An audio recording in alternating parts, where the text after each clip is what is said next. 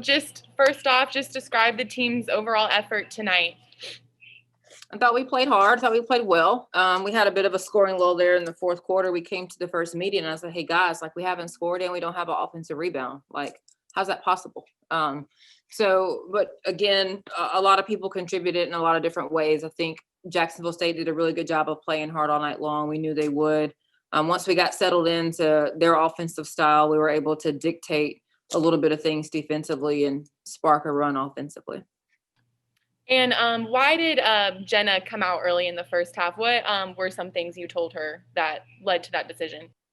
Well, I just think it was the pace of the game. I mean, that's, if you look, that's kind of what happens. Like we normally sub Javin and Mallory for Jenna and Jordan, and just the pace of the game and their win dictates when that happens. So it wasn't anything necessarily that she did or didn't do.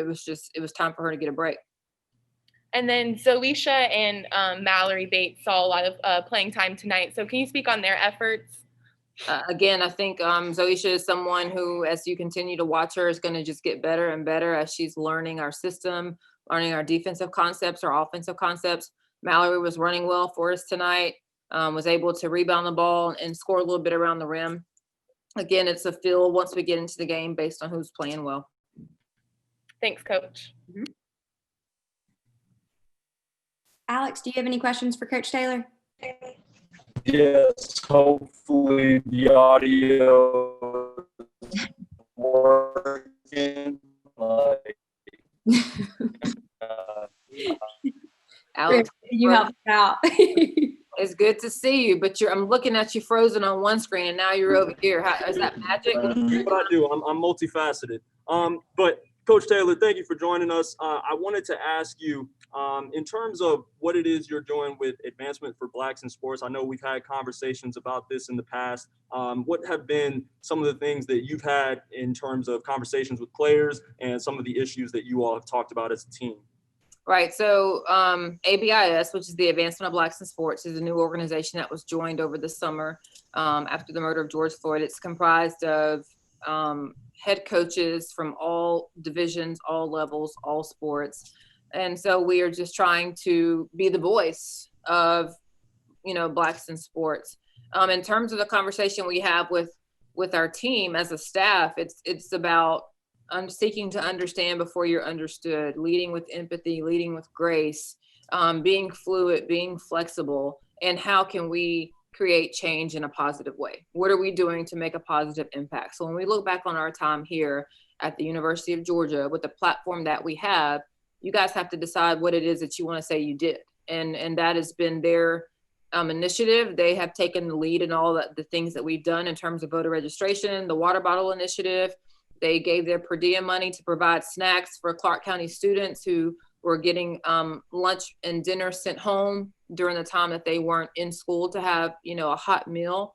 And those were their ideas. They came up with that. So our job as coaches is to educate them and to try to support the decisions that they make. And I've been really proud of the things they've done. Thank you. That's really all I had.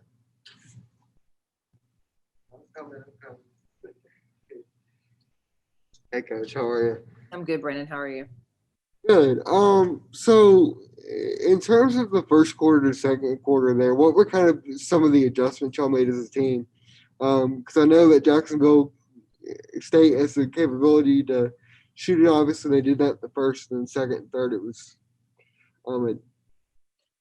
I think you know what I'm trying to say. You got me. Yeah, I think we just settled into their pace. Like, our scout team tries to simulate it, but it's hard to simulate, some of the things that they do. And so I think once we got a feel for it, we were a lot better in guarding it. And then, it's clear to see when S.A. and Michaela come in, they provide a spark for us on both ends of the floor. So I think it's a combination of them coming in, getting stops, being able to run, getting settled into what it is Jacksonville was doing to give us a better feel on the defensive end as well.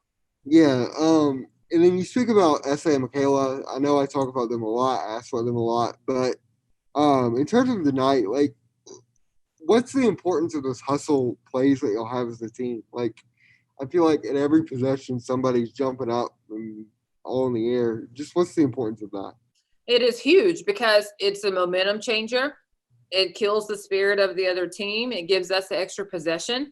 there's so many factors, and when one person does it, it becomes contagious. And then another person wants to join the party, and then they join the party, and somebody else wants to join the party. And you look up and you got 3 and 4 and 5 players diving on the floor, taking charges, getting their hands in there for steals, deflections. And we track all of that. We talk about all those things.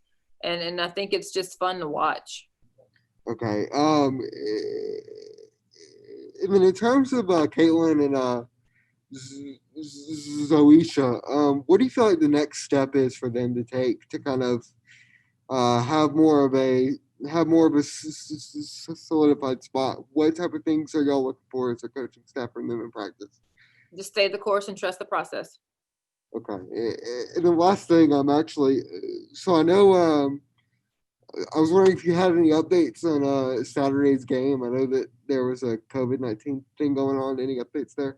Yeah, I don't know what's transpired since we tipped, but I don't have any updates at all. I would expect to figure something out or get caught up after I leave you guys, or possibly in the morning, but I don't have anything new. Okay.